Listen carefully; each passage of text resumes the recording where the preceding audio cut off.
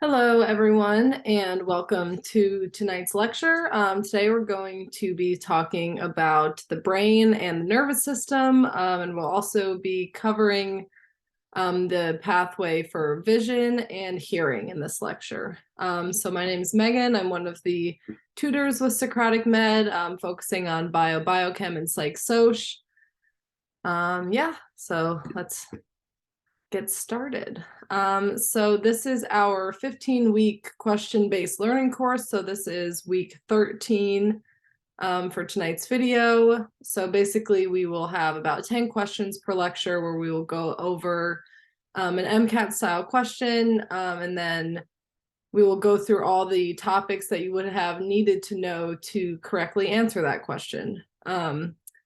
So here I have linked our GroupMe. This is where we'll post our lecture links when they're uploaded, as well as where you can ask any questions that you may have about any of these videos or any other videos on the Socratic Med YouTube page.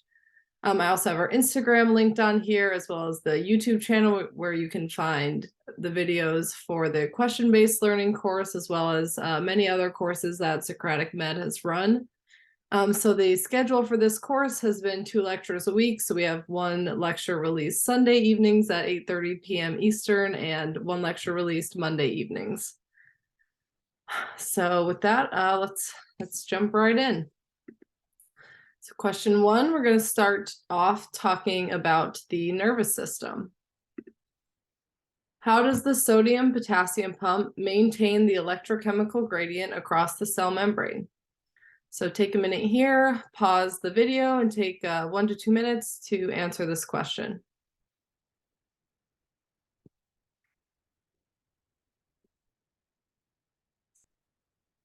All right, assuming you've answered the question, I will reveal the answer here, which is A. The sodium-potassium pump actively pumps 3 sodium ions out of the cell and 2 potassium ions in.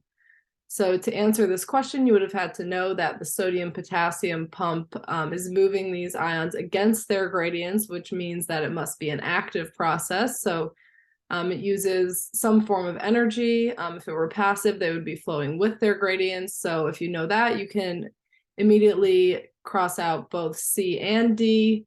And then you just need to know where there's a higher concentration of sodium ions. So there is a higher concentration in the cell, so it needs to outside of the cell, sorry about that. So it needs to pump those against their gradient to keep those sodium ions outside of the cell and keep that negative potential inside. So that's why we're pumping 3 sodium ions out for every 2 potassium. So also, if you know that the inside of the cell is negative, you could kind of use that to get to this answer. Because you're pumping out more positive than you're bringing in, so the inside will have a net negative charge. So starting off pretty generally, we're going to just look at the structure of a neuron. So the soma is the cell body, and this is where the nucleus will be located. The dendrites are where the neuron will receive signal from other neurons. So a neuron could have 1 or multiple dendrites. So if it has 1 dendrite, it is a bipolar neuron. And if it has many, it is a multipolar neuron. So this is where you'll be receiving the signal. And as you'll see, that signal will always travel in one direction, from the dendrite down the axon to the axon terminal.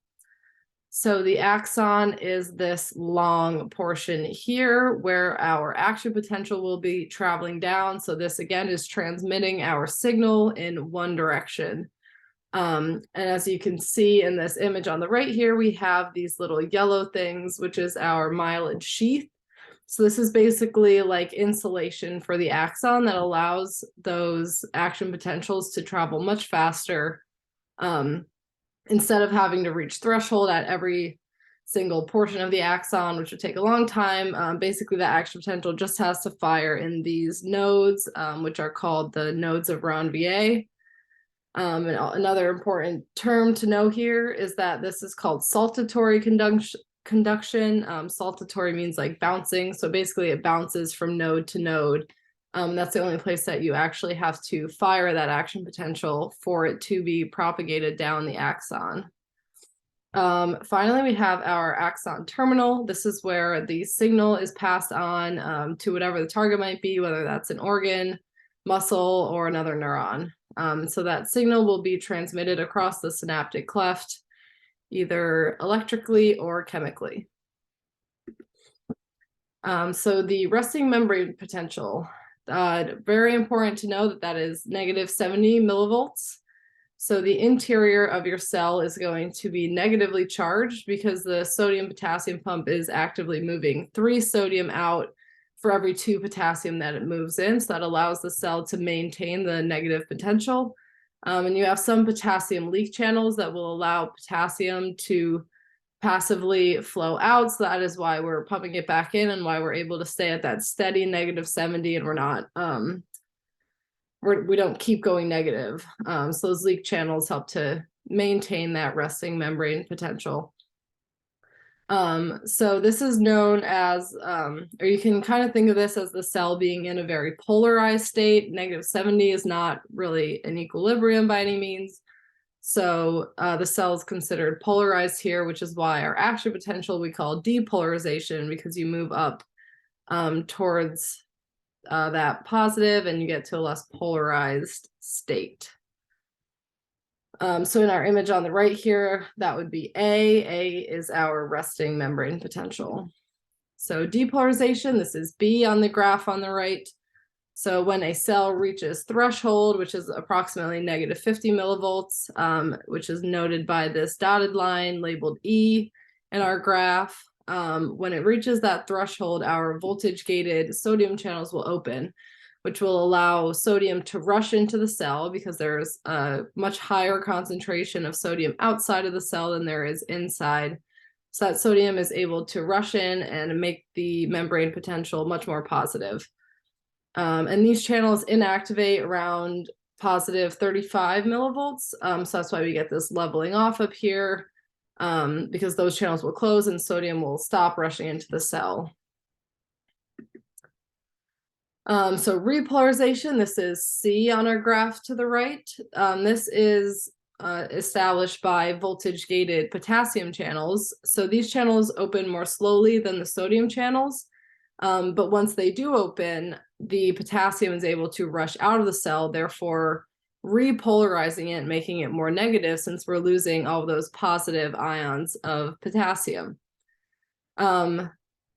So they, again, are flowing passively out with their gradient. And those just take a little longer to open than the sodium ones. So that's why we have this nice little arc, or whatever you want to call it. Also important to note, D here, there's a brief period of hyperpolarization. This is where the potassium continues leaking out, so those take a little bit longer to inactivate. So the potassium will keep going out and will actually overshoot that minus 70 millivolts by a little bit for a hyperpolarization. And then we will get back to our resting membrane potential through the work of those potassium leak channels that are always open and the sodium-potassium pump, or the sodium-potassium ATPase. So yeah, that is our action potential. So question 2, we're going to talk a little bit about some specialized cells that are in the nervous system. A rare disorder primarily affects cells that secrete cerebrospinal fluid into the central nervous system. Which cells are most likely affected? Take a minute or two here, pause the video, and try to answer this question.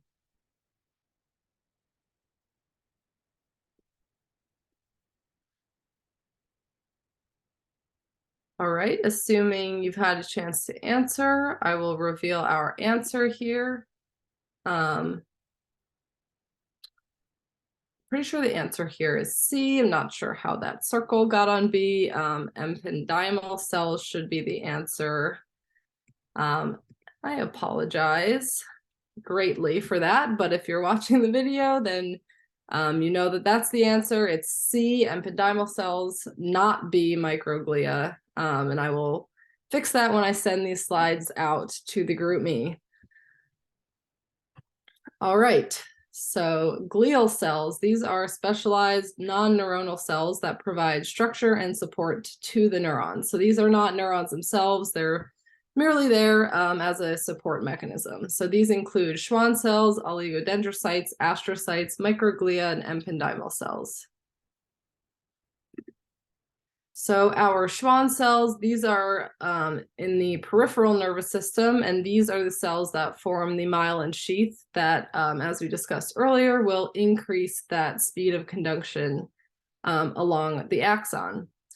So oligodendrocytes are essentially the same thing, but these are what form the myelin sheath in the central nervous system. And we will talk about the distinction between the central nervous system and the peripheral nervous system in a couple slides here, but just so you know, these are the cells that form myelin sheath, the Schwann cells in the peripheral nervous system, and the oligodendrocytes in the central nervous system.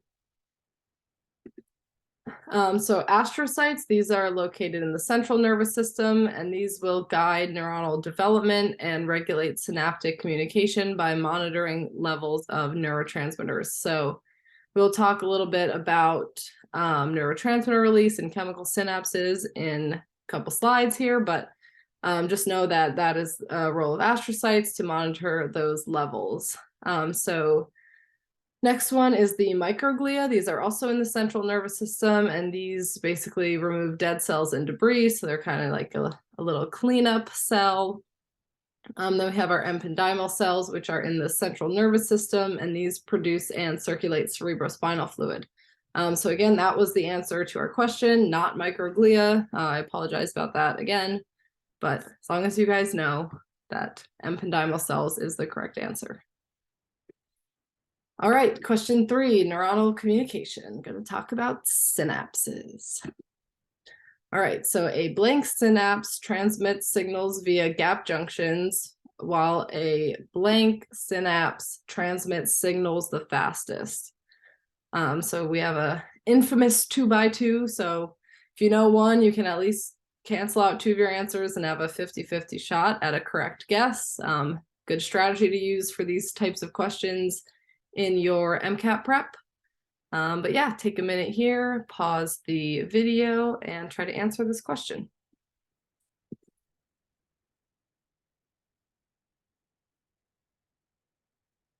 All right, assuming that you have answered the question, our answer here is D. So both answers are electrical synapses. So what you need to know is that electrical synapses use gap junctions to transmit their signals, and they are also faster than chemical synapses. So a synapse is the junction between the axon terminal of one neuron and the dendrites, soma, or axon of another neuron. So the axon terminal is coming from what we will refer to as the presynaptic neuron, and the signal is going to a postsynaptic neuron. So you can also have a synapse between a neuron and an organ or something else, such as the neuromuscular junction, which we will use as an example of a important chemical synapse to be familiar with. So first, our electrical synapses. These occur when the cytoplasm of 2 cells is joined by gap junctions. So these cells are essentially connected. That is the role of these gap junctions. This is a means for cells, neurons, whatever, to communicate. So they're essentially connected, and that electrical signal can pass straight from the presynaptic neuron to the postsynaptic neuron, which is why these are significantly faster than our chemical synapses. So chemical synapses, on the other hand, these are a little bit more complicated, which is why they're a little bit slower than our electrical synapses. So we will have our presynaptic neuron is being depolarized by this action potential that is traveling down the axon. So when we get to the axon terminal, the action potential or the depolarization will cause these calcium channels to open, causing a big influx of calcium. So this influx of calcium will then trigger exocytosis of these synaptic vesicles that you see here. So these will fuse with the presynaptic neuronal membrane and allowed that neurotransmitter to be released into the synaptic cleft. So once it's in the cleft, that neurotransmitter is able to bind to receptor proteins, which are ligand-gated ion channels. So those will usually open those channels and allow that postsynaptic neuron to be depolarized. So our example here is the neuromuscular junction. So this is an example of a chemical synapse. So the neurotransmitter involved here is acetylcholine, and that acetylcholine, again, the exocytosis of those vesicles will be triggered by calcium influx. That acetylcholine will be released into the synaptic cleft, where it will bind these acetylcholine receptors present on the muscle fiber. And then we have the enzyme acetylcholinesterase, which will degrade all of that leftover acetylcholine in the synaptic cleft, so it doesn't keep signaling that muscle fiber that it's receiving a signal. So yeah, that's definitely an important one to know, what neurotransmitters are involved and all that. So another important term for action potentials is summation. So basically, the decision of a neuron to fire or not depends on the summation of all of the excitatory and inhibitory synapses that lead to it. So, excuse me. So temporal summation, this is due to one presynaptic neuron firing rapidly, so that those potentials will sum up, add on top of each other, and that additive effect will cause the postsynaptic neuron to fire. So you can see on the image on the right half of it, on the bottom here, we have this one green neuron with two action potentials that build upon each other, and that will allow the cell to reach threshold and fire. As you can see, just the one wouldn't be enough to get it to threshold, which is why yeah, temporal basically means like time. So it just depends how many action potentials they have in a short enough period to build up with each other and cause that firing. So spatial summation, on the other hand, is when multiple neurons are synapsed on the same postsynaptic cell, and those signals are added up. So you can see on the left image here, we have two separate neurons, each with one potential, but those two add up to reach threshold and then allow that postsynaptic neuron to have an action potential. All right, question 4, divisions of the nervous system. The sympathetic nervous system will blank glands of the digestive system, and the parasympathetic will blank them. All right, take a minute here, another 2x2. You guys probably, if you watch these videos, know that I'm a big fan of the 2x2 because there's some strategy involved. It gives you a better chance at getting it right, and it also gives us a lot of material to cover after you answer the question. Yeah, so of course, pause the video here and try to answer this question.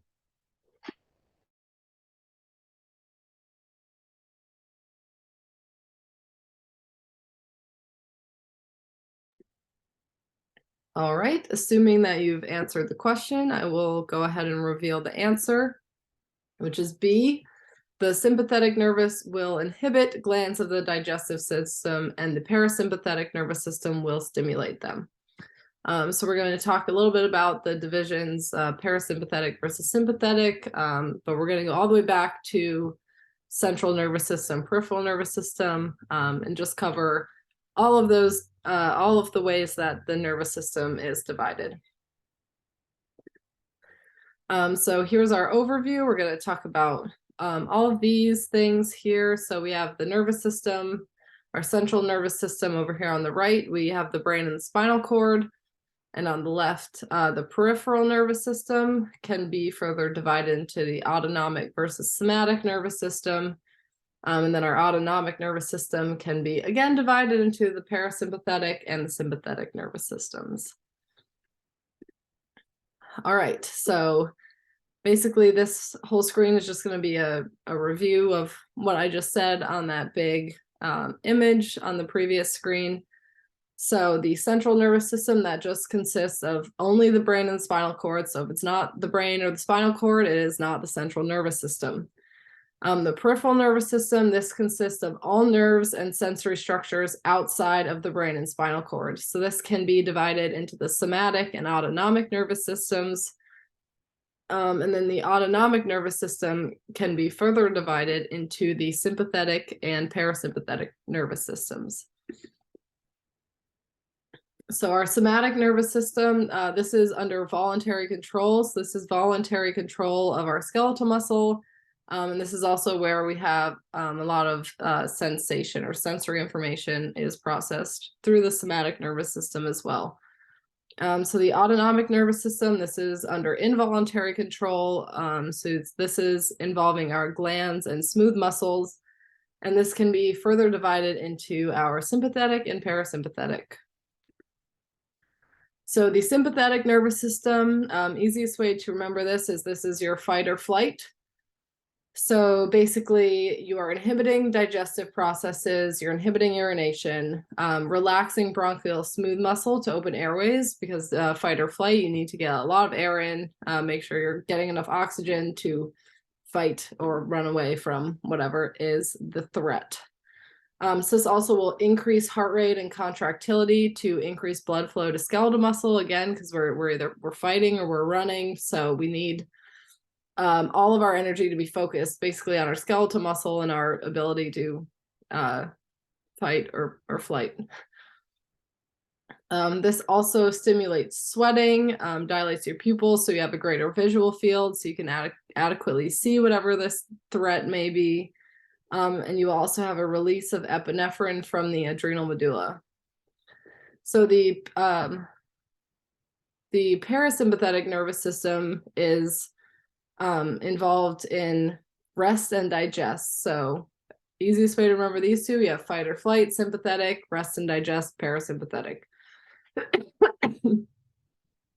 So this also helps you remember things like digestive processes and urination, which one they're stimulated in. So obviously here that will be the parasympathetic nervous system. You'll also restrict bronchial smooth muscle to close airways because you're not desperately trying to breathe in oxygen when you're resting and digesting. This also will decrease heart rate and contractility and constrict pupils to accommodate for near vision. All right, question number 5, going to talk about the brain. An individual is struggling to produce speech, but is able to comprehend spoken language. Which of the following brain areas is likely damaged? So yeah, take a minute, pause the video, and try to answer this question.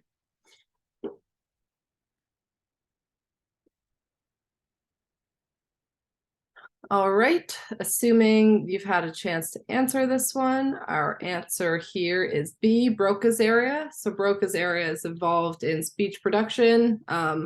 This, at least when I was studying, I would always mix this up with Wernicke's area. Wernicke's area is involved in language comprehension. So that is why the distinction was made in the question, kind of give you a little hint maybe if you knew that, at least if you knew those two were different. Yeah. So let's talk a little bit about the lobes in the brain and other important brain areas to know for the MCAT.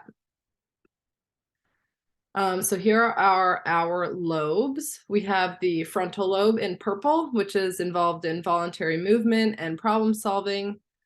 We have the parietal lobe in yellow. This is involved in general sensation. The occipital lobe is involved in visual processing, and the temporal lobe is involved in auditory processing, short-term memory, and emotion. So there are a couple other areas to note that are not on the big 4 lobes. So we have Broca's area, which is up here in the frontal cortex, or the frontal lobe, sorry. This was the answer to our question. So this is where the area of speech production is. We have Wernicke's area back here, which is language comprehension, or your ability to understand speech. The primary motor cortex, this is also known as the precentral gyrus, and the primary somatosensory cortex, which is the postcentral gyrus. And then the line that is splitting those two is known as the central sulcus. So that's dividing our frontal lobe from our parietal lobe. All right, question 6, more on the brain. A patient presents to the emergency room and is unable to modulate his own ventilation and heart rate. Which area of the brain has most likely been damaged? So a little more brain structure and function. Yeah, take a minute, pause the video, and answer the question.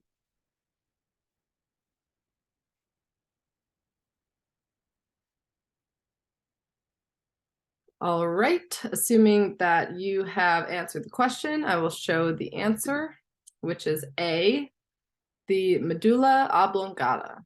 So we're going to talk about all of these brain areas and what their role is. All right, so here we have a cross section of the brain, so we could see some of the structures here on the inside. So first, this weird one under the limbic lobe, that is our corpus callosum. So this is a really thick bundle of axons that connects the right and left hemispheres. So if you've ever heard of a split brain patient, that is someone with a severed corpus callosum. I think they actually used to use that as treatment for seizures to prevent them from spreading between the hemispheres, but just know that it's a ton of thick bundle of axons connecting our two hemispheres. So next we have our thalamus. This is the integrating center and relay station for somatic sensations. Next we have our hypothalamus over here near the pituitary gland. This controls homeostasis through neuronal and hormonal control. Controls primitive emotions and controls the pituitary gland, which we talked about last week or 2 weeks ago in our endocrine lecture. Then we have the cerebellum, which you can see on the back here. This is involved in coordination of complex movements, as well as balance and posture.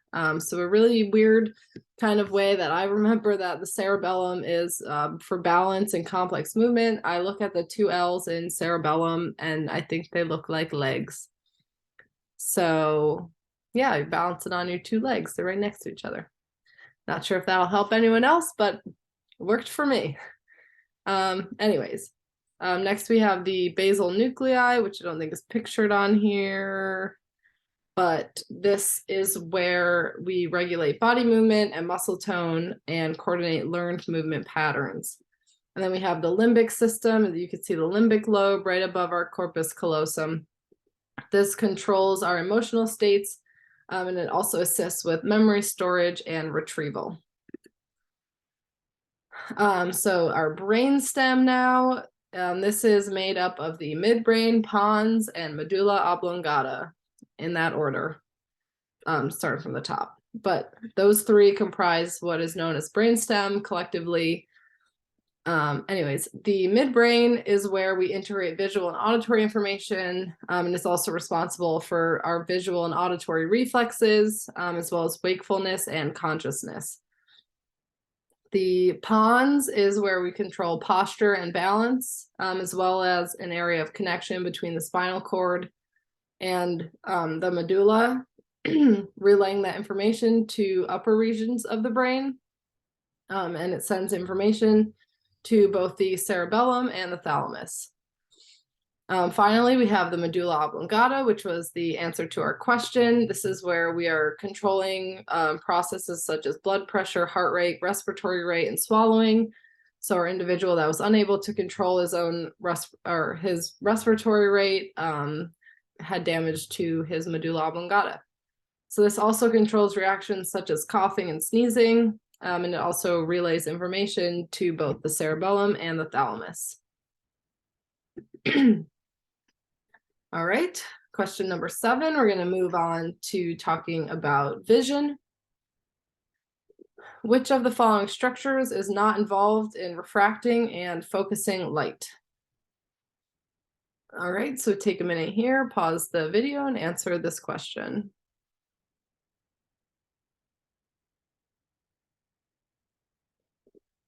All right, assuming you've had a chance to answer, I will show what the correct choice was, which is A, the retina. So our pupil, cornea, and lens are all involved in refracting and focusing that light onto the retina. So the light is being focused onto the retina, but the retina itself is not actually involved in the refraction or focusing of it.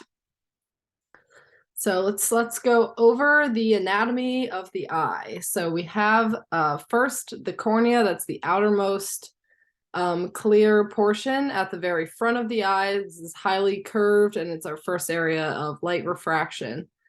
Next, the white of your eye, that is known as the sclera. Then we have the iris, which is the colored portion of the eye. And the iris contains some muscles that adjust pupil size. So you can imagine that those muscles are probably involved in our sympathetic and parasympathetic nervous systems, as we talked about how the sympathetic nervous system will dilate your pupils, so that would be adjusting those muscles to make your pupil larger, whereas the parasympathetic nervous system constricts the pupils. So you can kind of see how all of these are connected. So the pupil is that opening, which will change in size to change the amount of or the angles of light that are passing through to go to the retina. The choroid, I don't believe it's pictured on here, but it's a thin layer that is made of dark pigment, I think. Yeah. It's a darkly pigmented cells that absorb excess light within the eye. And then our retina, which is this back layer of the eye, you can see it in gray on here. That is the surface upon which light is focused. So our lens in front, this gray circle here, this fine tunes the angle of that incoming light. So the light's first refracted by the cornea, and then it's also refracted by, or not refracted, but the amount of light is adjusted by the pupil, and then it goes through the lens. So the lens is another curved structure, and this is controlled by these ciliary muscles, which will either make the lens more rounded or more flat, which will then adjust the angle again of the light that will be passed on to the retina.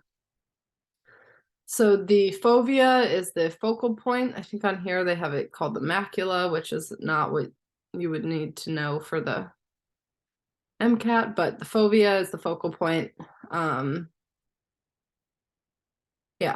The anterior chamber, so that is up in front, and it contains aqueous humor, which is a liquid, and it also consists of the iris and the pupil.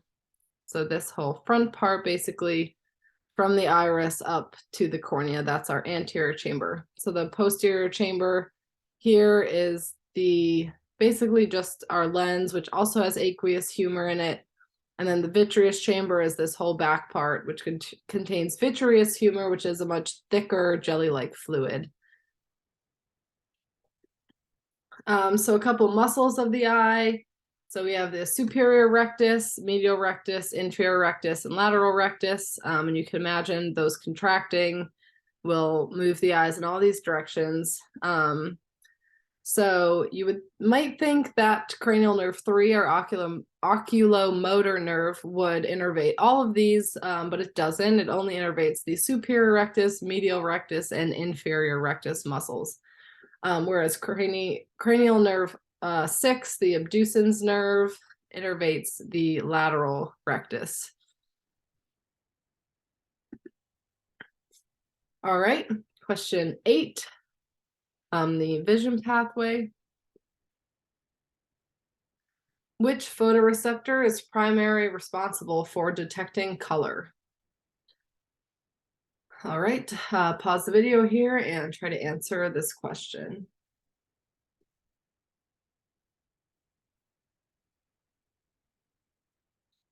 Alrighty, assuming you've answered the question, I will reveal the answer here, which is D, cones. So the only two answer choices in this question that are photoreceptors are rods and cones. Our bipolar and retinal ganglion cells are nerves. So we'll talk about the distinctions between these four types of cells now. So our photoreceptors, these are electromagnetic receptor cells, and they are the rods and cones. So the rod cells are found primarily at the periphery. So our focal point, or that fovea, there's not going to be a ton of rod cells right there. They're more spread out along the periphery of the eye. And these contain a protein called rhodopsin, and these are most important for seeing in dim light. Our cone cells, on the other hand, are found more so around the fovea, so our focal point is loaded up with those cones, and they are either red, green, or blue sensitive. And of course, these are important for our color detection. So some of the nerve cells involved in transmitting vision are the bipolar and ganglion cells. So the photoreceptors will synapse with the bipolar cells, which, as you can see from their name, they're bipolar. So they have one dendrite and one axon. So that photoreceptor will then pass the information onto that bipolar cell, which will then synapse with the ganglion cells. And it's the axons of the ganglion cells that comprise the optic nerve, which travels to the occipital lobe of the brain. It's also important to note that where the optic nerve leaves the eye is called the optic disc, and it's also your blind spot. So that nerve needs to get out at some point in the eye. So there's one spot where it's a blind spot. You don't have these receptor cells. If you Google blind spot test, there's a ton of stuff where it tells you to focus on something, and you'll realize that you can't see this other thing that lines up perfectly with your blind spot. So yeah, check that out. It's something fun to do and cool to understand why that's happening. So another thing that I found particularly tricky in anatomy and when studying for the MCAT is how these nerves cross over to the brain. So it's not a matter of left eye and right eye, it is left visual field and right visual field. So as you can see, our blue tracks here would both be from the left visual field. Stuff coming from over here where our brain images will be projecting onto the right side. The right sides of those eyes. So it's the right visual field that will or the left visual field will cross over to the right side of the brain, and then the right visual field, these orange tracks, will cross over to the left side of the brain. So the sides of the brain are localized based on visual field, not based on which eye you're looking at. So I find that image makes it a lot easier to understand than trying to say it verbally, but hopefully that makes sense. If not, please feel free to message me and ask any questions. All right, question 9, we're going to move on to talk a little bit about hearing. Okay, so 3 ossicles are present in the middle ear and transmit sound waves from the tympanic membrane to the inner ear. What is the correct order of vibration of the ossicles? So take a minute here, pause the video, and answer the question.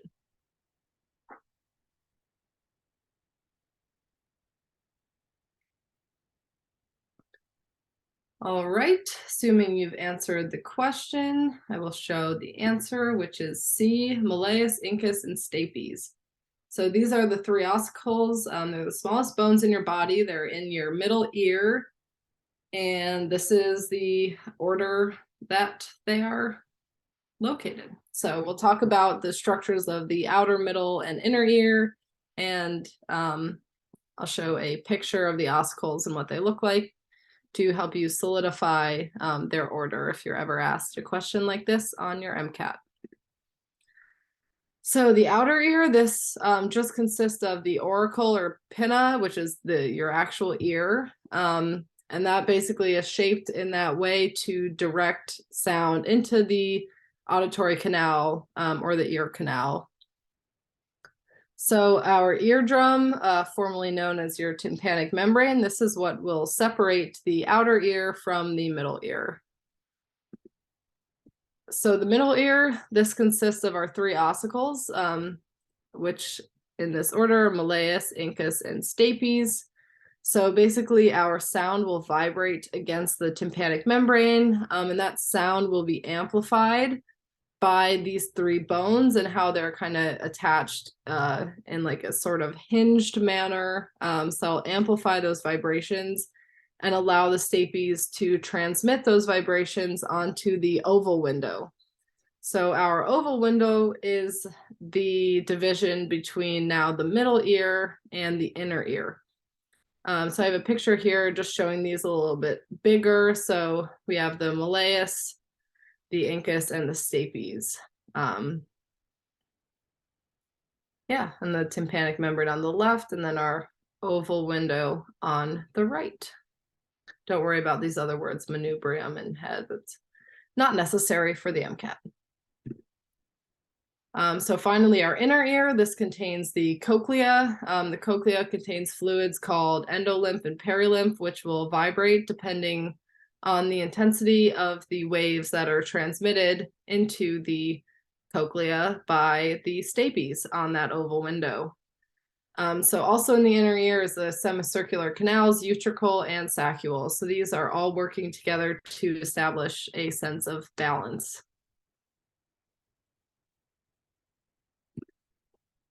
All right, question 10, our last question here, one more on the hearing pathway. Which of the following is not a component of the organ of Corti? Take a minute here, pause the video, and try to answer this question. You may or may not have gotten a hint from the last slide.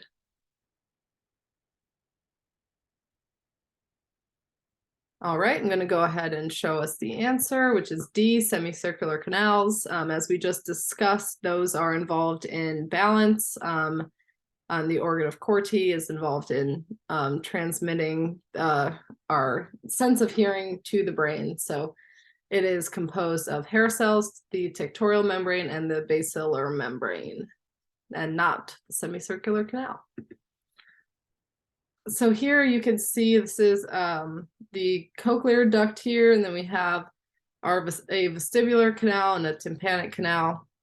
But our organ of Corti is here inside of the cochlea. So the basilar membrane, you think the basilar basement, that's on the bottom.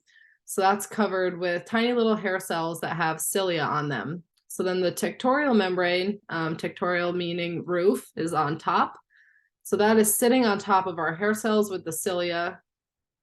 So as sound is vibrating and those the cilia are moving, and the movement of those when they are, since they're touching that tectorial membrane, that will cause them to bend, and the bending will allow them to then fire an action potential, which will be transmitted through the auditory nerve to the brain. So we know that we're hearing a sound. So just really quickly, equilibrium and balance. So the utricle, saccule, and semicircular canals all comprise what is known as the vestibular complex. So these also contain hair cells that detect motion, but instead of that motion indicating sound, it's used to detect rotational motion of the head. So these monitor our static equilibrium and acceleration. So yeah, there are some problems in the vestibules, or the semicircular canals can give you like a paroxysmal vertigo. If you have crystallizations in there, that can throw off your balance and make you feel dizzy. Yeah, so not too much to worry about these, but just wanted to go over them while we're talking about hearing. All right, thank you guys so much for watching today's video. As always, please feel free to message me or any of our other tutors with any questions you might have, whether they're about today's lecture or any other lecture that you've seen. We'll be more than happy to help you. And yeah, thanks for coming. Best of luck in your MCAT studies. Thanks.